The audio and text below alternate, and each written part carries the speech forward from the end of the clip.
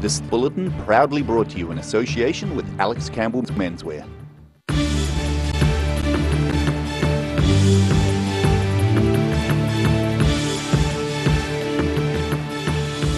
Tonight on The South Today, American news star is fired by NBC for inappropriate sexual behaviour but passes New Zealand's good character test. Construction of Queenstown's new marina in Frankton gets underway. And salmon are released into the Oreti River by pupils as part of Fishing Schools program.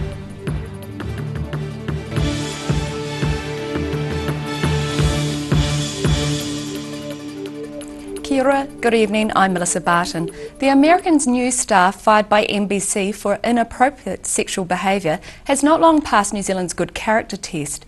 Matt Lauer was dumped as a result of allegations by female colleagues, but the allegations appear to have come too late to affect his purchase of the lease of Hunter Valley Station next to Lake Hawea. Mark Price reports. Hunter Valley Station on the shores of Lake Hawea.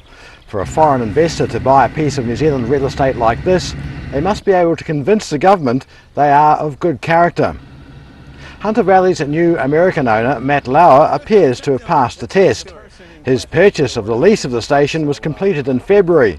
Now his character is under serious question, accused of inappropriate sexual behaviour towards female colleagues and fired by NBC as a consequence. How all this might affect his ownership of the lease of Hunter Valley Station is unclear. In response to questions by The South Today, Overseas Investment Office Communication Account Manager Joanna Carr said the office was aware of the allegations against Lauer. We are discussing this with his representative and are seeking further information. A visit to Hunter Valley Station today showed money being spent there in accordance with other conditions of the purchase. 2 farm buildings are under construction and new notices about pest control are in place. Lauer and his wife Annette bought the lease of the government-owned station through their company Orange Lakes New Zealand Limited. What they paid has not yet been revealed. Lauer recently told American talk show host Jimmy Fallon what he thought of New Zealand.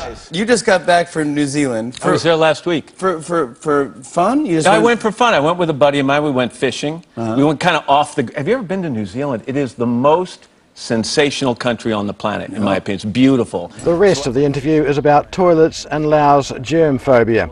Lauer has been reported in the media elsewhere saying he and his family were looking forward to making a home in the Upper Clutha. Mark Price for The South Today. Houston-based oil company Anadarko is relinquishing its final New Zealand permit offshore from Oamaru and quitting New Zealand. Opponents to oil exploration Oil-Free Otago are planning a party to mark Anadarko's decision to quit New Zealand. But pro-gas supporter and Dunedin City Councillor Andrew Wiley believes there are ways in which the oil company can return. Councillor Wiley says he wouldn't be surprised if Anadarko came back here again one day. Construction of Queenstown's new marina at Sugar Lane in Frankton began this week. The South Today took a look at the project. Lake Wakatipu's coastline near Frankton is now a construction site as the largely foreign-financed company Lakes Marine Projects commences making 187 floating berths, 17 floating sheds, 4 other structures, a breakwater and a 156 space car park.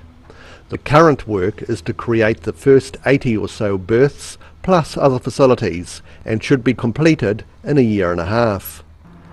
The company behind the development is 90% owned by 2 Iranian-born brothers currently living in the USA, with the remaining 10% owned by Alan Kirker of Queenstown.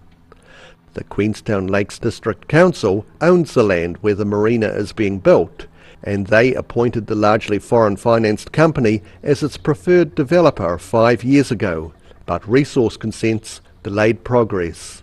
Rudy Adrian, The South Today. The grass cricket wickets at Tonga Park, Sunnyvale, Brooklands Park and the Oval will be closed until the new year while the pitches are brought up to standard. The DCC has brought in Delta as an alternative contractor to improve the standard of these wickets while the condition and care of the grounds are reviewed with the current contractor, CityCare. Premier matches scheduled at these grounds this weekend have been moved to other pitches, and staff are working with Dunedin Cricket to manage the scheduling in the lead up to Christmas. The council understands it's frustrating for the affected clubs, and the DCC is disappointed the condition of the pitches is so poor it had to take these measures. Pupils from Invercargill's James Hargis College released salmon into the Oreti River today after months of growing and caring for them. The school is one of 9 schools involved in the Fish in Schools program, run by Fish and Game. Sharon Rees has more. For months, these Year 9 and 10 James Hargis College pupils have been raising their own salmon for this very day. The pupils were given 30 salmon over earlier this year and were taught the necessary steps to keep them alive and healthy. We get the fish from Fish and Game in about May of each year, and then the students are involved with setting up the tank, putting the eggs in, and we take care of them from egg through to hatching, through to swim up fry, and then finally releasing them in the last couple of weeks of term. Williamson says the interactive learning is a great way to engage the pupils. You can't all learn from reading, so they can actually see and feel, and today we're going to be doing water quality testing with Environment Southland, and the kids can actually see the impact that their actions and the actions of people in the community have on the water, and why it's important to look after them. Once the salmon were released, pupils were given a salmon anatomy lesson from Fish and Game Field Officer Cohen Stewart. He said the most challenging part of raising the salmon was the constant monitoring of the water quality, but that students were quick to learn if anything went wrong. The kids are feeding the salmon a bit too much and not monitoring the water quality. Water quality drops in the tank and you start to get a few salmon turning belly up. So the kids quickly appreciate when they get a few salmon dying, hey, we've got to keep on top of this water quality. Classes from James Hargis College have been participating in the program for the past 3 years, and Williamson says their first year release should be coming up to spawn this winter. Hunting and Fishing in Invercargill has taken 6 of the salmon to grow in store and may be tagging them before their release, allowing the pupils to track them. Sharon Rees, The South Today. Still to come on The South Today, the Minister for Civil Defence is impressed with Roxburgh's response to last weekend's flood. And it's a concert for all ages as members of the Returned and Services Choir share the stage with school pupils.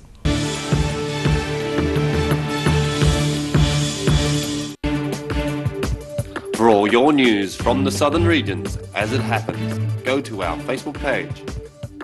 The South Today, connecting you with your community thanks to New Zealand On Air.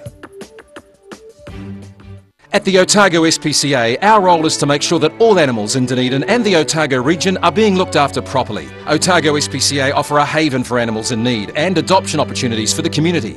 We appreciate your interest and support. For help and advice, we're on call 24 hours a day, 7 days a week. If you have any concerns, give us a call.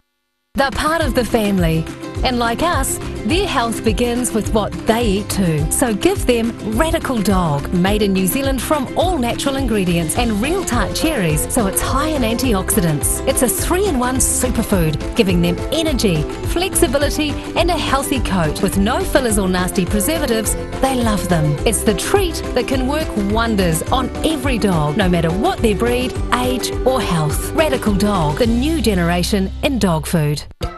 My elves and I just love coming to Alex Campbell's. That's my favourite shop. I always get good value here, and good boys really deserve good brands and good quality. Look at these tees. Local beaches on some of them too. This is only for the good boys, the old boys, the young boys. What about some bright shorts for the boys? Excellent. Every reason, every season, we're proud to dress the region. Alex Campbell menswear, it fits.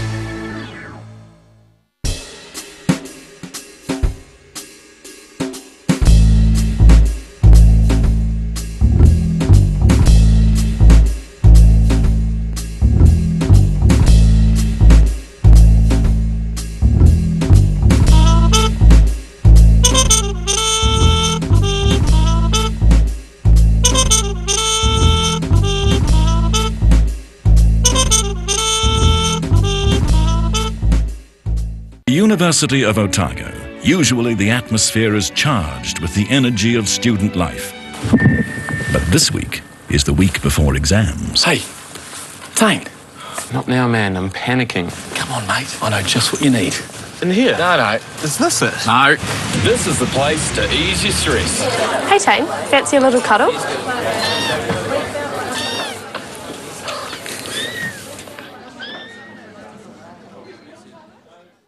Gillian's Care. They care for loved ones, families, friends and our community. At a time of bereavement, care and support makes all the difference, and Gillian's know this. They're here for you when you need it most. From advanced funeral planning to a service for your loved one, Gillian's will guide and assist you with your individual choices. Their legendary attention to detail and passion to get it right are second to none. Gillian's, caring for families in our communities since 1962. Don't suffer in silence. Call Sunny Chin, Chi Master Body Technician, for structural, muscular, emotional bodywork. Phone 03 4250 606 for all your pain relief. While you're relaxing this holiday season, Ready Lawn is available to help you with your lawn needs, big or small. We work so you don't have to. Call Ready Lawn today. At the Hard to Find Bookshop, we sell quality books on all subjects from the rare to the recent, and where viable, we will come to you. We have a great reputation for integrity and honesty, so if you're downsizing or sorting an estate and have books to sell, contact us. Motor Trade Finance proudly brings you Rural Delivery. A look at the places and faces behind New Zealand agriculture. Tuesday evenings 8:30, repeating Saturday morning at 8 and Sunday afternoons 4:30.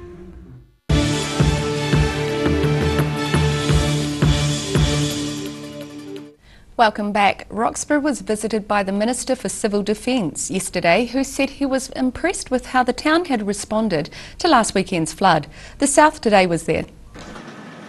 One of the areas affected by Roxburgh's flood on Saturday was the local school, which received a sizable dump of silt and clay. During yesterday's visit to the town, Civil Defence Minister Chris Fafoy commended the work that volunteers from the local fire brigade have put into cleaning up the mess.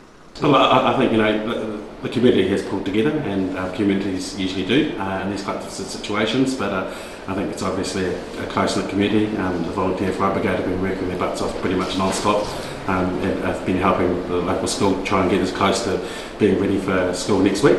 I think the students will be looking forward to that. But I think everyone's pulled together. The profile of the community here is there's a lot of elderly people here as well. So as well as all the heavy movements of trucks and things that you've seen been going on, there's been really grassroots door knocking to make sure that the community is well informed.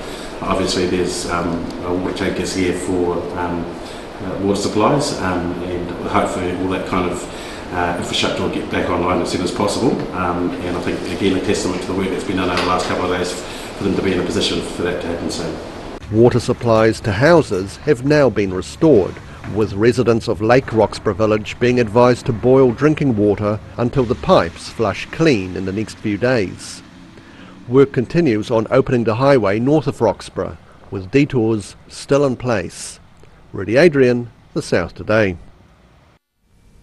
A South Dunedin school opened its doors to the community yesterday for a concert where it was all on for young and old. Members of the Returned and Services Choir shared the stage with musicians from the school who were considerably younger. Young and old were brought together in South Dunedin yesterday through music. The recently formed Bathgate Park School invited local rest home residents to watch a musical performance. Organiser Heliako Iahito says it's also a good opportunity to invite members of the community to spend time together. So that's what the main purpose of that was, really just that part of our community is very important, just as much as just our young people, to interact and meet, so what better way to do it with music and culture, So. Iahito says the school has been preparing their performances as part of the term spent studying New Zealand music. They also were given the opportunity to form their own musical groups. Yeah, so that preparation was a term just learning and trying to piece together a team, And then there was the other group, the Tawhaki Band. They've been building their own repertoire, of community events as well, South D Festival, and then the White Ribbon in the weekend and stuff like that. So, just our young people just sharing some music and learning. It wasn't just the kids playing. The Outcasts, a subgroup of the Returned and Services Association Choir, also performed. Group leader David Coulter says they were grateful to be asked. We've enjoyed very much, yes. Enjoyed listening and enjoyed performing. Iahito says about 40 students took part, more than had ever been possible when they used to travel to the rest homes. The young musicians also received an important lesson when the power went out during one performance. The show must go on. Jack Conroy, The South Today. It's been many years since Auckland musician Otis Mace played tunes in Dunedin. The Canadian-born songwriter has been based in New Zealand for 30 plus years and after a couple of years recording is about to release new material. Playing in front of the venue he's scheduled to perform at tomorrow, Auckland-based songwriter Otis Mace is no stranger to the South, but hasn't performed here in a while. Oh, it's been a couple of years. I was down here about 2 years ago with my brother and we did some cycling on the Otago Rail Trail. But before that, it was a few years before that, and I was down playing music. I did a solo tour of the South Island and I wound up down here and my band joined me for a gig at the end of the tour. Also on the billing is a rare solo performance from Jay Clarkson, who, like Mace, has been in the New Zealand music industry for many years. And I saw Jay play with the Breathing Cage just recently up at the Wine Cellar in Auckland. It was really great, you know. And I met Jay over the years, but really got a chance to get to know her better when we were both in New York about in 2012. Jay and I were both part of a Phantom Bill Stickers trip to New York to launch poetry posters for Phantom Bill Stickers. Mace has recently finished recording a new album, which is currently being mastered by Auckland producer Daniel Minetto. Otis Mace and Jay Clarkson play with another southern-based songwriter from 8 p.m. at Dog with Two Tails Cafe and Bar in Dunedin tomorrow. Rudy Adrian, The South Today. After the break on The South Today, a new exhibition celebrates Dunedin's links with Poland during the Christmas season, and continuing with the festive spirit, the Christmas Tree Festival gets underway at Invercargill Stadium Southland. For 3 generations, the Kilpatrick family have ensured Jimmy's pies are still world famous in the South Island. Made to an old family recipe, Jimmy's pies have been one of New Zealand's traditional takeaway foods, prepared daily on the premises alongside a range of savouries, sausage rolls and cakes. Jimmy's pies are distributed throughout the lower South Island. Jimmy's pies are sure to satisfy your travelling munchies.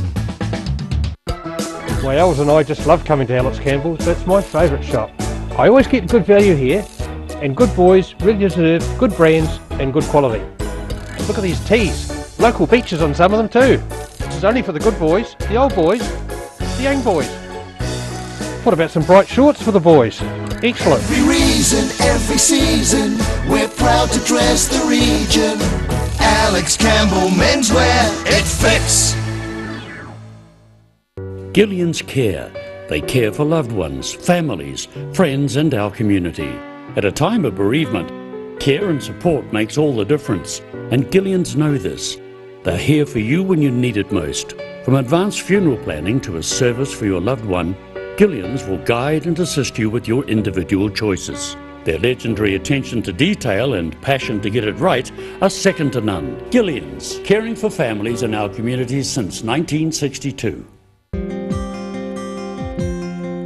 While you're relaxing this holiday season, Ready Lawn is available to help you with your lawn needs, big or small. We work so you don't have to. Call Ready Lawn today. At the Otago SPCA, our role is to make sure that all animals in Dunedin and the Otago region are being looked after properly. Otago SPCA offer a haven for animals in need and adoption opportunities for the community. We appreciate your interest and support. For help and advice, we're on call 24 hours a day, 7 days a week. If you have any concerns, give us a call.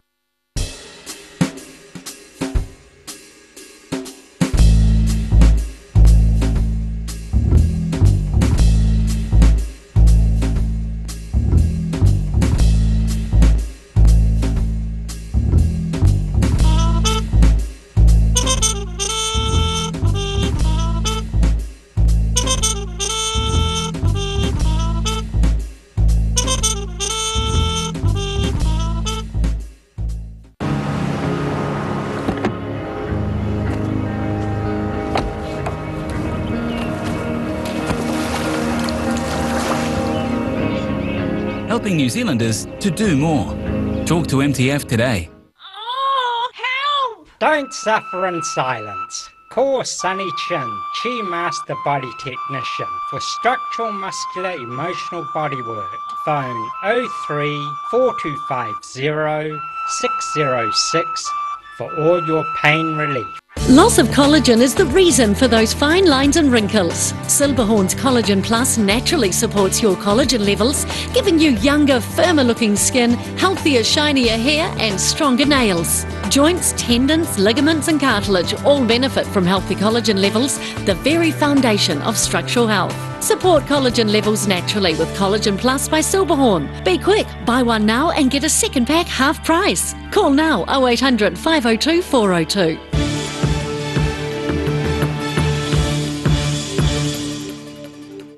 Thanks for staying with us. An exhibition celebrating Dunedin's links with Poland at Christmas time opened yesterday.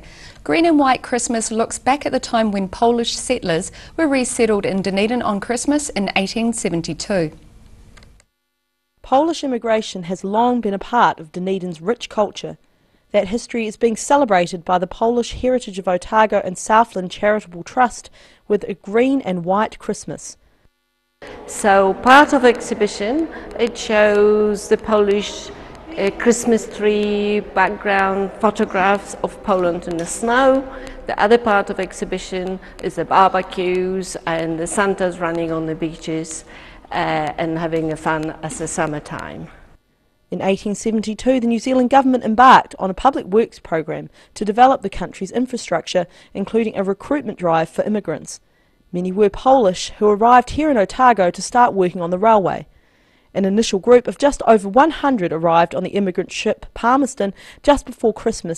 They went to a quarantine island and they were released from quarantine island on the Christmas Day, 1872. So the connection of the Polish and New Zealand Christmas is the first Polish settlers actually arrived in New Zealand on a Christmas Day.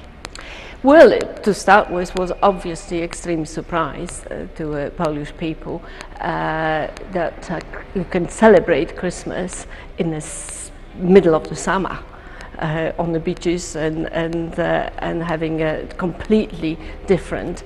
People like Polish migrant Czesława Paniak have been busy preparing with these handmade Christmas decorations and these beautiful examples of tatting.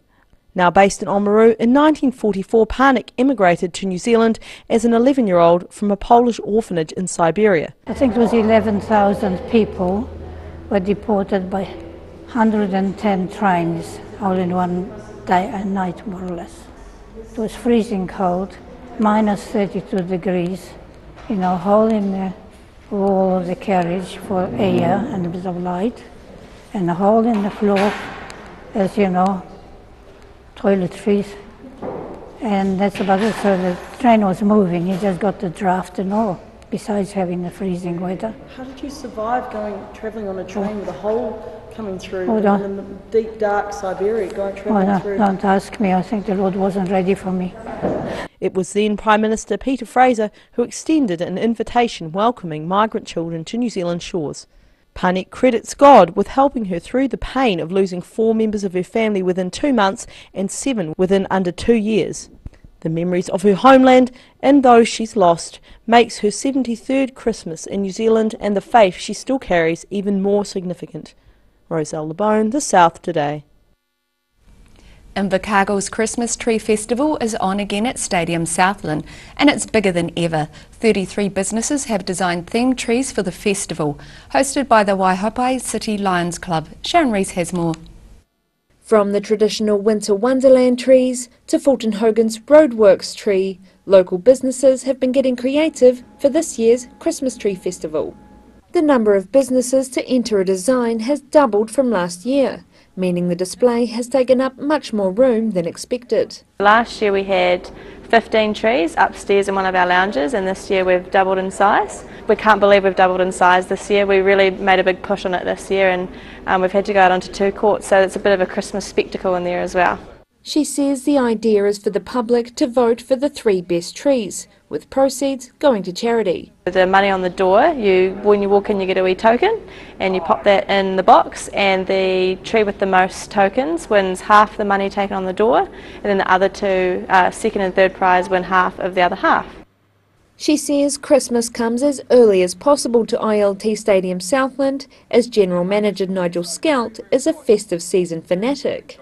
As some of you may know, Nigel is a Christmas fanatic, so the foyer's done up, our offices are done up, we have Christmas music on from about probably July, so we go into full swing. The festival is open to the public from 4 p.m. to 8 p.m. weekdays, and the winning trees will be announced at the ILT Stadium Southland's Christmas Variety Show on December 22nd. Sharon Rees, The South Today. And now recapping tonight's top stories on The South Today. American newsman and Wanaka property owner Matt Lauer has been fired by NBC for inappropriate sexual behaviour but recently passed New Zealand's good character test. Construction of Queenstown's new multi-million-dollar marina at Sugar Lane in Frankton began this week. And pupils from Invercargill's James Hargis College were schooled in the art of releasing salmon today after months of growing and caring for them. And now a look at what's happening in tomorrow's ODT. Welcome, Paul Gorman. What have you got for us tomorrow? We've seen the Christmas trees there. I've written about the Octagon Christmas tree in the column tomorrow, and the fact that there's a banner underneath that says Happy Holidays, which is very much the American way, and just floating a few ideas about whether we will still be using the word Christmas in the future. So look out for that tomorrow.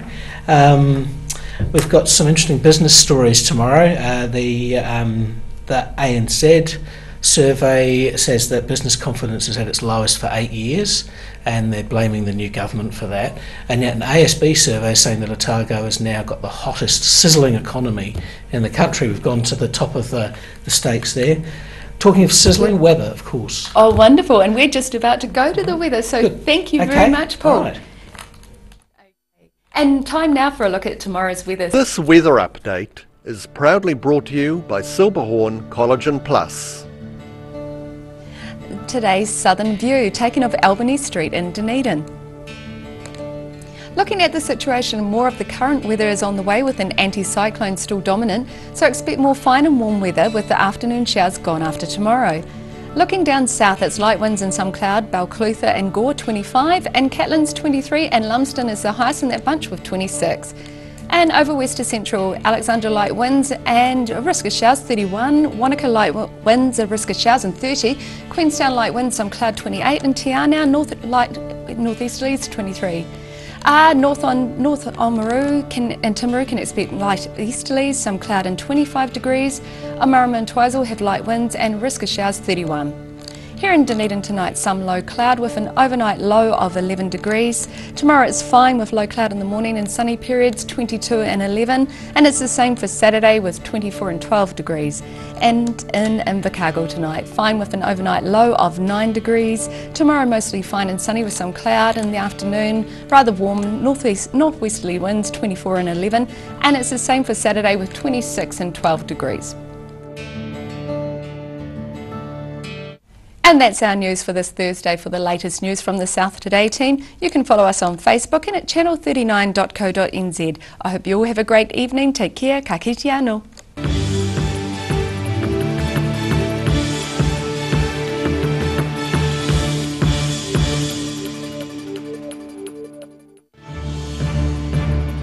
This bulletin proudly brought to you in association with Alex Campbell's Menswear. Supporting local content so you can see more of New Zealand on air.